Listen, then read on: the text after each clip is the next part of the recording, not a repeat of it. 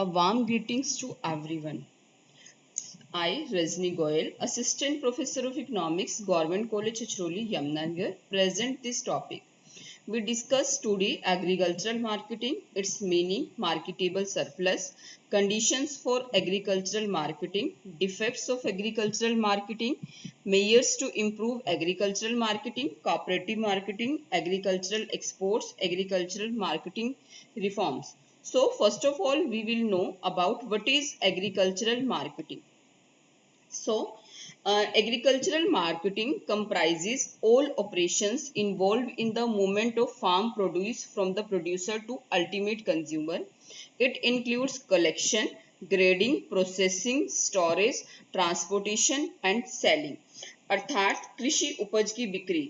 Agricultural marketing कृषि उपज की बिक्री का क्या मतलब है, जिसमें सारी क्रियाएं शामिल होती हैं कि उपज को इकट्ठा करना, उनकी ग्रेडिंग करना, उनको स्टोर करना, उनकी प्रोसेसिंग करना, मंडी तक उसको पहुंचाना और लास्ट में उसकी बिक्री करना। और जो ये बिक्री है एग्रीकल्चरल मार्केटिंग में या फिर एग्रीकल्चर प्रोड्यूस जो भी फार्मर प्रोड्यूस करता है उसकी जो बिक्री है उसे या फिर हम इसको ऐसे कह सकते हैं कि जो भी फार्मर किसान जितना भी प्रोड्यूस करता है, जो भी अनाज उत्पन्न करता है, जो भी फल सब्जियां जितना जो भी उत्पन्न करता है, उसके किसान के खेत से लेकर उसे मार्केट तक पहुंचाना या अल्टीमेट कंज्यूमर तक पहुंचाना, that is comes under the agricultural marketing. वो सारी जो प्रोसेसेस हैं, ऑपरेशंस हैं, वो एग्रीकल्चरल मार्केटिंग में आती हैं। अर्थात कृषि उपज की बिक्री में वो सब क्रियाएं शामिल होती हैं जिनका संबंध खेती के उत्पादन से, फार्म प्रोड्यूस से लेकर उत्पादन को अल्टीमेट कंज्यूमर तक पहुंचाना है, अंतिम उपभोक्ता तक पहुंचाना है। तो इसमें ये सभी क्रियाएं शामिल होती हैं। So, agricultural marketing is a process which starts with a decision to produce a saleable farm commodity. Saleable farm commodity क्या होती है कि कौन सा जो प्रोडक्ट मार्केट में सेल के लिए आता है, and it involves all the aspect of market structure और system, both functional as well as institutional. चाहे वो फंक्शनल कोई भी फंक्शन है, मार्केट स्ट्रक्चर का कोई भी सिस्टम है, इंस्टीट्यूशन के बेस पर, मंडी के बेस पर, जहां पर भी उसको सेल किया जाना है, वो सारी चीजें इसमें सारे एस्पेक्ट शामिल होते हैं। Based on technical, any technical issue, any economic issue, वो सारे इसमें इंक्लूड है। And include pre and post harvest operations, that is assembling, grading, storage, transportation and distribution. It also includes handling of product at the farm, initial processing, कोई भी initial अगर हम processing करते हैं, ग्रेडिंग करते हैं, packing in order to maintain and enhance quality and avoid wastage. So agricultural marketing या कृषि उपज का मतलब है कि किसान के फार्म से लेकर उसको अल्टीमेट कंज्यूमर तक पहुंचाने में जितनी भी क्रियाएं शामिल हैं, जितने भी प्रोसेसेस ऑपरेशन शामिल हैं, वो एग्रीकल्चरल मार्केटिंग के अंडर आते हैं। नेक्स्ट हमारे पास है व्हाट इज मार्केटेबल सरप्लस। जो भी बिक्री योग्य अधिक्य है उसी के ऊपर ही कृषि उपज या फिर जो एग्रीकल्चरल मार्केटिंग है अप्लाई होती है। कोई भी किसान, कोई भी जो फार्मर है, वो क्या करता है कि अपने फैमिली के लिए जो भी उसकी रिक्वायरमेंट है फैमिली कंजम्पशन के लिए, उसके बाद जो बचता है उसे वो मार्केट में सेल के लिए लेकर आता है, उसे हम मार्केटेबल सरप्लस कहते हैं। It may be defined as the residual, बचा हुआ भाग, of produce left with the producer farmer after meeting his requirement for family consumption. गेहूं है, अनाज, दालें, जो भी प्रोडक्शन होता है, जितना भी उत्पादन होता है किसान के पास, वो अपनी फैमिली के लिए उसकी जितनी भी रिक्वायरमेंट्स हैं पूरे साल भर की, उन फार्म नीड्स जितनी भी हैं, उसको रखने के बाद वो जो बाकी बचा हुआ भाग है वो मार्केट में लेकर आ जाता है, that is known as marketable surplus. It also means the portion of produce left for sale which is marketable surplus which is genuine and not artificial और फोर्स्ड। ये जेन्युइन है, आर्टिफिशियल नहीं है, फोर्स भी नहीं है किसी तरह से। is the fountain source of not only agricultural development but also of overall economic development। जो भी ये मार्केटेबल सरप्लस अगर मार्केट में आता है तो वो ओवरऑल इकोनॉमिक डेवलपमेंट के लिए एक तरह से ग्रोथ का काम करता है, सोर्स का काम करता है। It is the real surplus generated by the agricultural sector. Agriculture sector ने जो भी सरप्लस जनरेट किया है पूरी जो फार्मर्स को छोड़कर बाकी जितनी भी लोग हैं उनके लिए that is known as marketable surplus. It can be measured as old stock plus current output. जितने भी अगर हमारे पास कोई पहले से बचा हुआ स्टॉक है उसमें करंट आउटपुट माइनस कंजम्पशन, जो भी कंजम्पशन है फार्मर्स का, प्लस वेस्ट। जब भी कोई अनाज उत्पन्न होता है तो उसमें कुछ वेस्ट भी होता है, ग्रेडिंग करने के बाद हम उस वेस्ट को बाहर निकाल देते हैं, plus inventories for next season. तो मार्केटेबल सरप्लस हम इस तरह से कैलकुलेट करते हैं। तो जो बिका हुआ बिक्री योग्य अधिक्य आता है उसको जो शहरों में लोग रह रहे हैं या फिर जो जो लोग उत्पादन नहीं करते उन सबके लिए उद्योग धंधों में काम करने वाले जितने भी श्रमिक हैं उनके लिए उनके खाद्यान्न की आवश्यकताओं को पूरा करने के लिए, और इसके साथ साथ जो हमारे शहरों में रहने वाले हैं जो किसान लोग नहीं हैं और जो बिक्री का अधिक्य अगर होता है तो उससे किसानों की आय में भी वृद्धि होती है और उद्योगों को उससे कच्चा माल मिलता है, और जो अगर और भी अधिक्य हमारे पास बचता है तो उसको हम विदेशों में भी भेज सकते हैं, बेच सकते हैं, निर्यात कर सकते हैं। नेक्स्ट है इम्पोर्टेंस ऑफ एग्रीकल्चरल मार्केटिंग। इसकी क्या इम्पोर्टेंस है? Agricultural marketing is a specific part of marketing. जैसे हमारे पास मार्केटिंग होती है उसी का ही एक स्पेसिफिक पार्ट है। जस्ट अगर हम सिंपल मार्केटिंग की बात करते हैं, मार्केटिंग का मतलब होता है कि भी उसको बिक्री करने योग्य बनाना। तो अगर हम मार्केटिंग की बात करते हैं तो एग्रीकल्चरल मार्केटिंग में प्रोड्यूस को या फार्म के प्रोड्यूस को, उत्पादन को अल्टीमेट कंज्यूमर तक पहुंचाने में जितनी भी प्रोसेसेस हैं वो, so it is very important for agriculture. It is related to agricultural, जो एग्रीकल्चरल मार्केटिंग की अगर हम बात करें तो वो केवल एग्रीकल्चरल प्रोडक्ट से रिलेटेड है। It is the base of most of the economic activities of country. It brings marketable surplus to the market for sale. Farmers will keep a portion of their produce for self consumption and cattle and the remaining portions are left for sale. जो अभी हमने marketable surplus में किया था कि अपने farmers कुछ produce अपने पास रखने के बाद बाकी उसको सेल के लिए भेज देते हैं। Higher level of marketable surplus leads to greater economic development. The importance of agricultural marketing is as follows. जितना भी इंडस्ट्रीज है उनके लिए रॉ मटेरियल प्रोवाइड किया जाता है, provide food grain for the entire population and fodder for cattle, provide a base for expansion of internal market of a country. एक तरह से जो हमारी इंटरनल मार्केट है, आंतरिक बाजार है, उसका बेस है उसको एक्सपेंड करने का। Helps in the expansion of international market also. अगर जो मैंने पहले भी हमने बात की थी कि अगर हमारे पास और ज़्यादा प्रोड्यूस बच जाता है तो उसको हम इंटरनेशनल मार्केट में एक्सपोर्ट भी कर सकते हैं। When marketable surplus found in excess of the demand of a country fetches a considerable amount of foreign exchange, तो उससे हमें फॉरेन एक्सचेंज मिलती है। At present, most of the farmers sell their produce through village level market, fairs, mandis, cooperative society, and government also purchase agriculture produce direct from the farmers. तो ये हमारे पास agricultural marketing की importance है कि industries के लिए, जो शहरों में रहने वाले लोगों के लिए, और एक तरह से पूरी मार्केट को एक्सपेंशन जो प्रोवाइड करता है वो एग्रीकल्चरल मार्केटिंग के थ्रू ही सारी वो प्रोसेसेस उसमें शामिल किया जाता है। नेक्स्ट हमारे पास है conditions for satisfactory agricultural marketing, कि अगर हम चाहते हैं कि एग्रीकल्चरल मार्केटिंग या एक फार्मर अपना जो भी प्रोड्यूस करता है उसमें उसको उसकी सही कीमत मिले या वो खुश रहे और दोबारा से उसको प्रोड्यूस करने के लिए एक तरह से मोटिवेशन मिले, तो उसके लिए क्या क्या कंडीशंस हैं? फर्स्ट जो है that is freedom from money lenders. Agricultural marketing में पहले क्या होता था कि लोग मनी लेंडर से, या जो जमींदार लोग होते थे, आड़ती जिनको हम कह सकते हैं, महाजन, उनसे उनको छुटकारा मिलना चाहिए। छुटकारा मिलने का मतलब है कि उनसे कम कीमत पर, जो मनी लेंडर हैं, जमींदार थे, वो क्या करते थे कि उनसे कम कीमत पर अनाज को लेकर महंगे दामों में, या फिर जो भी सरकार ने दाम घोषित किए हैं उन दामों पर उसको मंडियों में बेचते थे, जिससे कि जो छोटे किसान हैं उनको काफी ज्यादा नुकसान उठाना पड़ता था। तो अगर हम चाहते हैं कि एग्रीकल्चर मार्केटिंग सेटिस्फैक्ट्री हो तो उसके लिए मनी लेंडर से उनको छुटकारा मिलना चाहिए। एलिमिनेशन ऑफ मिडल मैन, जो मध्यस्थ होते हैं, मिडल मैन होते हैं, उनसे छुटकारा मिलना चाहिए। मध्यस्थ का मतलब है कि जो उत्पादक और उपभोक्ताओं के बीच में मध्यस्थ होते हैं, जो कमीशन बेस काम करते हैं, दलाली का काम करते हैं, वो कम होने चाहिए। Bargaining power and storage capacity, किसानों के पास अपनी फसल को स्टोर करने की फैसिलिटी होनी चाहिए और तभी वो बार्गेनिंग कर पाएंगे। अर्थात जब किसान फसल के रेट कम हैं तब उसको वो अपने पास स्टोर कर लें, और जब उसके रेट इंक्रीज हों, जब उसके दाम बढ़े, तो उसको वो मार्केट में लेकर आए। किसानों के पास फसल को बेचने का बार्गेनिंग पावर होनी चाहिए, उनके पास उसको सौदेबाजी की शक्ति होनी चाहिए। Transport facility, proper transport facilities होनी चाहिए। अगर ट्रांसपोर्ट फैसिलिटी अच्छी नहीं है तो वो अपने प्रोड्यूस को जो अपना उनका वो हुआ है, प्रोडक्ट हुआ है, जितना भी उत्पादन हुआ है, उसको वो मार्केट में लेकर नहीं आ पाएंगे।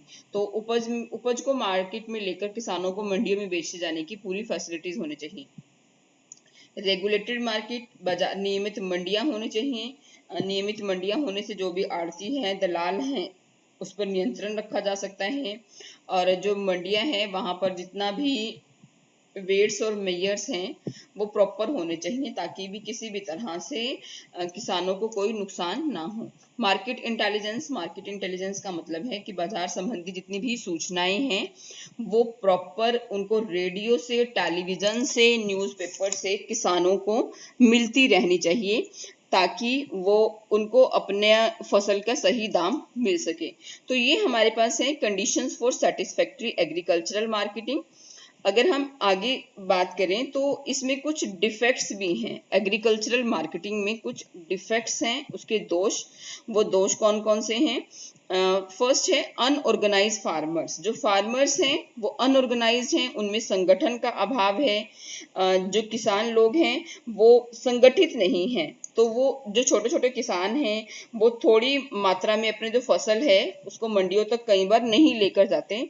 तो उनको वो क्या करते हैं कि अपनी जो फसल है उसको गांव में ही बेच देते हैं। तो उनके असंगठित होने के कारण उनको उसकी कम कीमत मिलती है। तो जो किसान लोग हैं वो अनऑर्गेनाइज्ड हैं, किसान संगठित नहीं हैं। मल्टीप्लिसिटी ऑफ इंटरमीडियरीज, बहुत सारे मध्यस्थ मार्केट में हैं। मध्यस्थों की अधिकता के कारण भी उनको जो उनकी सही प्राइस है वो उनको पूरा नहीं, प्रॉपर नहीं मिल पाता। उसमें जो मध्यस्थ हैं उसमें आड़ती हो जाते हैं, और दलाल, तोलने वाले अलग, इस तरह से। और जो बहुत सारे बीच में मध्यस्थ हैं उसके कारण जो उपभोक्ता है या उसको उपभोक्ता को तो उसका अधिक रेट देना पड़ता है, लेकिन किसानों को उनकी उचित कीमत नहीं मिल पाती। नेक्स्ट है लैक ऑफ ग्रेडिंग, ग्रेडिंग का अभाव। जो किसान हैं वो अपने फसल की ग्रेडिंग नहीं करते। इसका मतलब है कि वो अच्छी और जो घटिया किस्म की क्वालिटी है उसको अलग अलग नहीं करते। और जब वो अपना अपना फसल मंडी में लेकर जाते हैं तो वहां पर उनकी जो फसल है उसकी ग्रेडिंग के नाम पर उनके साथ कई बार धोखाधड़ी की जाती है, और फसल में कंकर, कचरा इस तरह की होने के कारण उनकी फसलों में उनको बहुत ही कम दाम प्राप्त होते हैं। नेक्स्ट है इनकन्वीनियंस ऑफ ट्रांसपोर्ट, यातायात की असुविधा है। उनको यातायात प्रॉपर नहीं है, मतलब कि वो अपने मंडी इसको सामान को, जितना भी उनका प्रोड्यूस है उसको मंडियों तक लेकर जाने में उनको काफ़ी दिक्कत का सामना करना पड़ता है। माल प्रैक्टिसेस इन मंडियों में बहुत ज़्यादा गड़बड़ियाँ होती हैं। उसमें कई बार अनुचित तरीकों का प्रयोग किया जाता है, किसानों को लूटने का प्रयास किया जाता है, उनके साथ अनुचित तरीके अपनाए जाते हैं। जो तोलने वाले मेजरमेंट के लिए होते हैं मापदंड वो अलग तरह से अपनाए जाते हैं, जिससे कि उनको, जो किसान लोग हैं उनको काफ़ी इसका नुकसान होता है। Lack of market intelligence, market intelligence से क्या मतलब है कि बाजार में जो भी प्रचलित कीमतें हैं उनके बारे में किसानों को प्रॉपर नहीं पता होता, जिसके कारण उनके साथ गड़बड़ियां होने की चांस रहते हैं। Lack of proper storage facility, किसानों को अपनी फसल को संग्रहण करने की फैसिलिटी नहीं मिलती, जिसके कारण उनको उनके जो फसल है उसमें कई बार कीड़े मकोड़े, नमी या सीलन आदि के कारण उनकी जो बहुत सारी फसल है वो काफी ज्यादा नष्ट हो जाती है। फोर्स्ड सेल, विवशता पूर्ण बिक्री।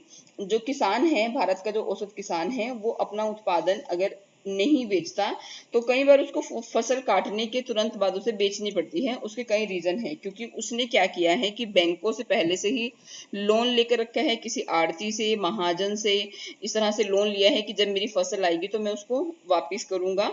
तो इस कारण से कई बार उसको ना चाहते हुए भी विवशता पूर्वक बिक्री करनी पड़ती है। लैक ऑफ फाइनेंस, वित्त का अभाव रहता है। कृषि कार्य के लिए किसानों को जो वित्त है वो बड़ी मुश्किल से मिलता है। उनको वित्त की आवश्यकता होती है, लेकिन उनको कुछ ना कुछ गिरवी रखना पड़ता है, जिसकी वो अगर वो अपनी जमीन गिरवी रखते हैं तो उससे उनको नुकसान होता है, और जो वित्त के अभाव के कारण वो अपनी फसल का उनको प्रॉपर मूल्य नहीं मिल पाता। तो ये हमारे पास डिफेक्ट्स हैं एग्रीकल्चरल मार्केटिंग के। नेक्स्ट है measures to improve agricultural marketing, कि उसके क्या क्या उपाय हो सकते हैं, ये सरकार ने उसके क्या क्या उपाय अपनाए हैं। तो सबसे पहले है रेगुलेटेड मार्केट, नियमित मंडियां। नियमित मंडियों से क्या अभिप्राय है? कृषि उपज की बिक्री के दोषों को दूर करने के लिए सरकार ने नियमित मंडियां बनाई है। सबसे पहले 1923 में मंडी बनाई गई थी हैदराबाद में, उसके बाद पंजाब में भी इनकी 1941 में स्थापना की गई। और इन जो रेगुलेटेड मंडियां हैं उनकी कुछ विशेषताएं होती हैं। एक तो इसमें जो कृषि उपज की बिक्री पर एक मार्केट कमेटी का नियंत्रण होता है, और उसमें जो प्रतिनिधि होते हैं उत्पादक, व्यापारी, किसान और नगर पालिका के प्रतिनिधि होते हैं। और अगर कोई दलाल या व्यापारी है उनको लाइसेंस लेना होता है, और जो मार्केट कमेटी है वही दलाली या अन्य जितने भी डिस्काउंट्स होते हैं या जितनी भी कटौतियां होती हैं वो तय करती हैं, इसका मतलब है। और जो तोल और माप के मापदंड हैं वो भी कुछ अधिकारियों की निगरानी में ही किए जाते हैं। तो जो नियमित मंडियां हैं सरकार ने वो बनाई हैं, ताकि जो किसान लोग हैं उनको इसका जो अपना वो पहले गांव में या किसी दलालों के थ्रू बेचते थे वो वहां पर ना बेचते हुए, बल्कि वो नियमित मंडियों में खुद ही आकर उसको सेल कर सकते हैं। नेक्स्ट है कोऑपरेटिव मार्केटिंग सोसाइटी। जो कृषि उपज की बिक्री है उसके बहुत सारे दोषों को दूर करने के लिए कृषि सहकारी बिक्री समितियों की स्थापना की गई है। इसमें क्या होता है कि किसान स्वयं मिलकर एक तरह की समिति बना लेते हैं, और ये समितियां अपने सदस्यों का माल उचित मूल्य पर बेचने का प्रबंध करती हैं। इससे किसानों को मध्यस्थों से छुटकारा मिल जाता है और केवल उचित कमीशन देनी पड़ती है, किसी तरह की कोई कटौती नहीं होती। और इन समितियों के कुछ गोदाम भी होते हैं कि जितने भी इनके सदस्य होते हैं वो अपना माल वहां पर रख सकते हैं, और अगर किसानों को कुछ कर्जा लेना होता है, कोई लोन लेना होता है, तो इनको इन समितियों से वो मिल जाते हैं। नेक्स्ट है ग्रेडिंग ऑफ एग्रीकल्चरल प्रोड्यूस, कृषि उपज का की ग्रेडिंग। जो कृषि उपज की ग्रेडिंग है, जैसे कि हमने पहले भी डिस्कस किया था, ग्रेडिंग का मतलब होता है बढ़िया या जो हल्की क्वालिटी की गेहूं या कोई भी फसल है उसको अलग अलग करना। तो इसके लिए एक अधिनियम पास किया गया था, agriculture produce grading and marketing act 1937। 1986 में उसमें दोबारा से अमेंडमेंट भी की गई। उसके बहुत सारे कई केंद्र हैं जहां कई प्रकार की कृषि वस्तुएं जैसे चावल, गन्ना, गुड़, आलू, घी, तेल, इन पर एक एग मार्क का निशान लगा जाता है, जिससे ये पता चलता है कि ये वस्तु ठीक है। नेक्स्ट हमारे पास है standardisation of weights and measures, बाटों और मापों का यूज, उनके स्टैंडर्ड्स मानकीकरण देखे जाते हैं। उसके लिए भी एक कमेटी बनाई गई है। तोल के बाट और माप एक से होने चाहिए पूरे देश में।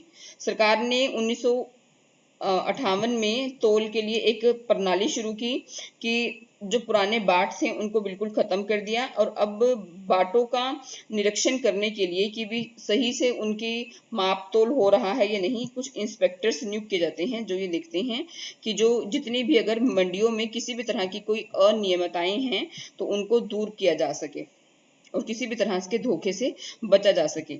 स्प्रेड ऑफ मार्केट इंफॉर्मेशन, जो मार्केट इंफॉर्मेशन है उसको सभी लोगों तक पहुंचाना, सभी किसानों तक पहुंचाना, ताकि उनको पता चल जाए कि उनकी जो फसल है उसका आजकल क्या रेट चल रहा है। तो वो रेडियो के द्वारा, टीवी पे, ये किसी भी तरह से उनको पहुंचाया जा सकता है। स्टोरेज फैसिलिटीज, जितनी भी सरकार है वो कृषि व्यवस्था सुधारने के लिए उसने बहुत जगह जगह पर गोदाम बनाए हुए हैं। इसमें जो फूड कॉरपोरेशन ऑफ इंडिया है, भारत का जो खाद्य निगम है, केंद्रीय गोदाम निगम, राज्य गोदाम निगम, ये सारे के सारे इनको जो भंडारण से संबंधित जितनी भी समस्याएं हैं उसको दूर करने के लिए जुड़े हुए हैं। देश के अलग अलग राज्यों में 17 राज्य गोदाम निगमों की स्थापना की गई है। और ये जो गोदाम है ये इसमें क्या किया जाता है कि सरकार इनसे गेहूं लेकर, इनसे जो भी अनाज है वो लेकर उसको भंडार घर में रखा जाता है। और साथ ही कुछ कोल्ड स्टोर भी बनाए गए हैं, जैसे आलू है या कुछ ऐसी फसल जो थोड़ी पेरिशेबल होती है, जल्दी खराब होने वाली होती है, उनको कोल्ड स्टोर में रखने की फैसिलिटी फैसिलिटी दी जाती है। Development of means of transport, जितनी भी यातायात की सुविधाएं हैं उनको विकसित करने के लिए सरकार ने काफ़ी काम किया है। सरकार ने प्रधानमंत्री ग्राम सड़क योजना का निर्माण किया ताकि सभी गांवों से मंडियों तक आने के लिए शहरों को जोड़ा जा सके और वो अपनी जो फसल है उसको शहरों तक लेकर आ जा सके।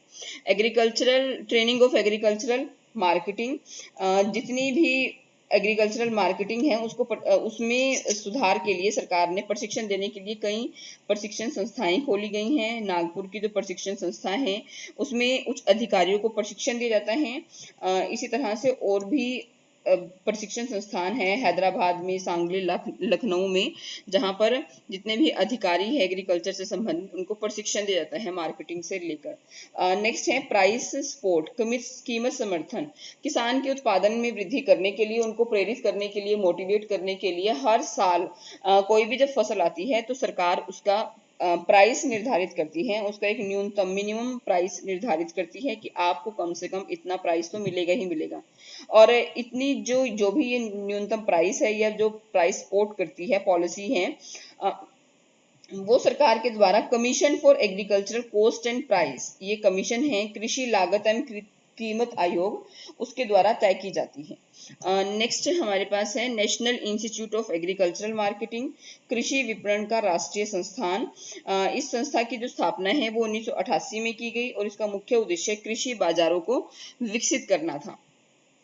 इसमें कोल्ड स्टोर के लिए भी कि कृषि के कुछ ऐसी वस्तु जो पेरिशेबल हैं उसके लिए भी इसकी कुशल प्रबंध के लिए इसकी व्यवस्था की गई है, उसके लिए प्रोग्राम्स चलाए जाते हैं। नेक्स्ट हमारे पास है direct marketing.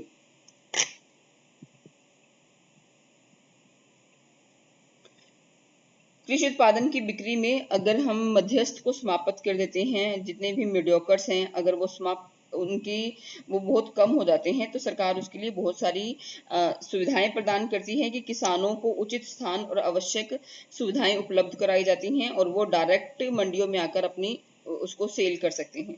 Strengthen agricultural marketing infrastructure, सरकार ने जो कृषि एग्रीकल्चर है उस एग्रीकल्चर मार्केटिंग से रिलेटेड जितना भी इंफ्रास्ट्रक्चर है उसको भी स्ट्रेंथ करने के लिए काफ़ी काम किया है। तो ये डिफरेंट मेजर्स हैं जो कि सरकार ने अडॉप्ट किए हैं एग्रीकल्चरल मार्केटिंग में इम्प्रूव करने के लिए। नेक्स्ट हमारे पास है कोऑपरेटिव मार्केटिंग। कोऑपरेटिव मार्केटिंग सहकारी विपणन, सहकारी विपणन से क्या अभिप्राय है।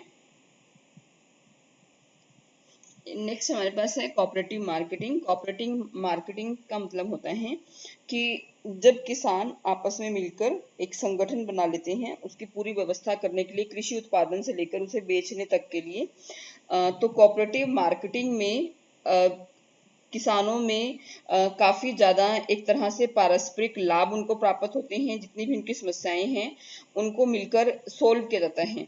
तो जो कोऑपरेटिव मार्केटिंग है वो संगठन होते हैं जो किसानों द्वारा स्वेच्छा से, अपनी इच्छा से, समानता के आधार पर लाभ प्राप्त करने के उद्देश्य से कृषि पदार्थों को बेचने तथा आवश्यकता की वस्तुएं खरीदने के लिए बनाए जाते हैं। It means the association of agriculture producers for marketing their products and cooperation of final consumers in purchasing goods and services for their own use. जो एक कंज्यूमर है या जो एक फार्मर है वो पूरी कॉपरेशन से उसमें गुड्स एंड सर्विसेज को परचेज करने के लिए और उनको फाइनल कंज्यूमर तक पहुंचाने के लिए जितना भी काम किया जाता है वो कोऑपरेटिव मार्केटिंग के अंडर आता है। जितनी भी उनकी समस्याएं होती हैं बेचने से रिलेटेड, खरीदने से रिलेटेड, वो सारी की सारी इसमें इंक्लूड होती हैं। इसमें जो कोऑपरेटिव मार्केटिंग है उसमें हमारे पास क्या है,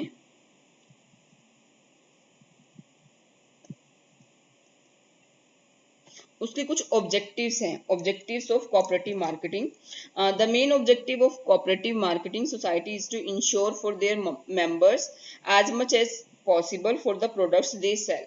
मतलब कि उनको सिक्योरिटी एक तरह से मिलती है सभी मेंबर्स को जो भी वो प्रोडक्ट को सेल करते हैं। और उसके कुछ स्पेसिफिक ऑब्जेक्टिव्स हैं, वो क्या हैं। बेटर मार्केटिंग सर्विस, सबसे पहले बेटर मार्केटिंग सर्विसेज प्रोवाइड की जाती हैं। लोअर मार्केटिंग कॉस्ट, जो लागत है वो बहुत कम होती है। Improvement in the quality of the products, quality of product में इम्प्रूवमेंट काफ़ी ज़्यादा होती है।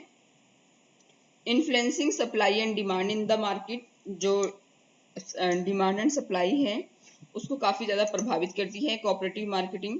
More accurate grading and classification, एक हमारा ग्रेडिंग का काफ़ी इशू रहता था कि लो लेवल हाई लेवल, तो यहाँ पर जो ग्रेडिंग है वो एक्यूरेट होती है, उसको क्लासिफाई कर देते हैं ए ग्रेड बी ग्रेड, जो भी उसमें ग्रेडिंग की जाती है। एक्सटेंशन ऑफ प्रोडक्शन क्रेडिट, जो भी जितना भी प्रोडक्शन होता है उसको एक्सटेंड किया जाता है, ज़्यादा से ज़्यादा उनको मार्केट प्रोवाइड की जाती है। Purchase of farm supplies, farm की जो सप्लाई है उसको एक तरह से काफ़ी ज़्यादा ऑर्गेनाइज किया जाता है। Finally education in both production and marketing methods which will lead to more specific farm operation. तो ये डिफरेंट ऑब्जेक्टिव्स इसके हैं कोऑपरेटिव मार्केटिंग के, जो कि हम इसमें सारे इंक्लूड करते हैं। नेक्स्ट हमारे पास इसमें है advantages achievements of cooperative marketing society, कि इसकी अचीवमेंट्स क्या हैं। मिडल मैन, जितनी भी हमारी प्रॉब्लम्स थी मिडल मैन को एलिमिनेट किया गया है, reduction in marketing cost reduce हो गई है। एडवांटेजेस ऑफ कलेक्टिव बार्गेनिंग, जो भी ये इनकी कलेक्टिव बार्गेनिंग होती है, जो सौदेबाजी होती है वो कलेक्टिव होती है, तो उससे काफ़ी एडवांटेज मिलता है। रिलीफ फ्रॉम मनी लेंडर्स, जमींदार आड़ती कमीशन जो एजेंट होते हैं उनसे उनको छुटकारा मिलता है। Facility for grading, facility for storage, supply of essential goods, facility for collection, ये डिफरेंट इसकी एडवांटेजेस और अचीवमेंट्स हैं। नेक्स्ट हमारे पास है इसकी वीकनेसेस ऑफ कोऑपरेटिव मार्केटिंग, इसमें कुछ वीकनेस भी हैं। इनएक्टिव सोसाइटी, आजकल जो ये सोसाइटीज़ हैं वो काफ़ी ज़्यादा इनएक्टिव हो गई हैं, या फिर हम इसको ऐसे कह सकते हैं कि कुछ जो किसान हैं या बड़े किसान हैं वो इसको उसमें ज़्यादा इसको सक्सेसफुल या वो काफ़ी ज़्यादा निष्क्रिय रहते हैं। बहुत कम सोसाइटीज़ ऐसी हैं जो अभी एक्टिव हैं, अदरवाइज बहुत जो कोऑपरेटिव सोसाइटी हैं वो कुछ समय के बाद इनएक्टिव हो जाती हैं। Lack of linkage among various cooperative marketing societies, जितनी भी कोऑपरेटिव सोसाइटीज़ हैं उनके बीच में समन्वय का अभाव रहता है। Lack of confidence of farmers, किसानों के विश्वास में कमी, किसान अभी भी ज़्यादातर आड़ती या जो जमींदार वगैरह हैं उनके हाथों में ही अपनी फसल बेचना पसंद करते हैं कंपैरेटिवली कि वो कोऑपरेटिव मार्केटिंग के या कोऑपरेटिव सोसाइटी के थ्रू उसको सेल करें। रॉन्ग प्रैक्टिसेस, कुछ गलत प्रथाएं भी चल जाती हैं, कि व्यापारियों से वो कई बार क्या करते हैं, उदाहरण के लिए कई बार व्यापारियों की तरह ही किसी सेवा के वो कमीशन वसूल कर लेते हैं और किसानों में बहुत अधिक वो ज़्यादा उसको अपनी जो एक पैठ है वो नहीं बना पाते। कैपिटल का जो बेस है वो बहुत कम होता है। लिमिटेड एरिया, इसका जो एरिया है वो काफ़ी ज़्यादा लिमिटेड है। आई थिंक एक स्लाइड रह गई है, that is organization of cooperative marketing. जो इसकी ऑर्गेनाइजेशन है कोऑपरेटिव मार्केटिंग की वो किस किस लेवल पे काम करती है। प्राइमरी, प्राथमिक स्तर पर प्राथमिक सहकारी विपणन समितियां। Next central cooperative marketing society, जो प्राथमिक है वो गांव के स्तर पर, गांव के लेवल पर काम करती हैं गांव में। और जो सेंट्रल कोऑपरेटिव मार्केटिंग सोसाइटी हैं, ये जो है ये वाली जो सोसाइटी होती है सेंट्रल कोऑपरेटिव मार्केटिंग सोसाइटी शहरों या कस्बों में ज़्यादातर पाई जाती हैं और इनका जो मेन काम होता है वो प्राइमरी कोऑपरेटिव मार्केटिंग सोसाइटी की सहायता करना होता है। नेक्स्ट है स्टेट कोऑपरेटिव मार्केटिंग सोसाइटी, जो ये स्टेट कोऑपरेटिव मार्केटिंग सोसाइटी है राज्य के स्तर पर काम करती है। और लास्ट में हमारे पास है नेशनल कोऑपरेटिव मार्केटिंग सोसाइटी, ये जो नेशनल लेवल की मार्केटिंग सोसाइटी है वो एक तरह से पूरे नेशन लेवल पर काम करती है। जितनी भी राज्य स्तर की सोसाइटियां होती हैं उनके बीच में कोऑर्डिनेशन लाना, उन्हें मोटिवेट करना, और अगर कहीं पर इंटरनेशनल ट्रेड को मोटिवेट करने का कुछ स्कोप है तो उसको बढ़ाती है। तो these are the different cooperative marketing के किस किस लेवल पर काम करती हैं, उसका संगठन क्या है, ऑर्गेनाइजेशन क्या है, तो ये है हमारे पास। नेक्स्ट अब हमारे पास इसी से ही रिलेटेड कुछ एक्सरसाइज है, question answers related to agricultural marketing. तो सबसे पहले हैं लॉन्ग आंसर क्वेश्चंस, तो इसमें से ये वाले क्वेश्चंस हमारे पास आ सकते हैं। व्हाट इज एग्रीकल्चरल मार्केटिंग, उसके ऑब्जेक्टिव्स क्या हैं, importance, defects, explain the main features and defects of agricultural marketing in India, its remedies, also suggest its remedies, is the contribution of cooperating society help in removing the defects, what is the functioning of agricultural marketing in India। तो different इस तरह से हमारे पास short answer type questions भी आते हैं 2-2 number के। वो भी हमें इस तरह से पूछे जा सकते हैं कि what is cooperative marketing, write a note on commission for agriculture cost and prices, what are the defects in agricultural marketing, what is marketable surplus, explain the organization of cooperative society। And last में है हमारे पास इसमें quiz type questions, multiple choice question. ये है excess of agriculture produce known as, इसका marketable surplus. तो ये हमारे पास क्वेश्चन है जिसे हम पढ़ सकते हैं, देख सकते हैं। So thank you, have a nice day.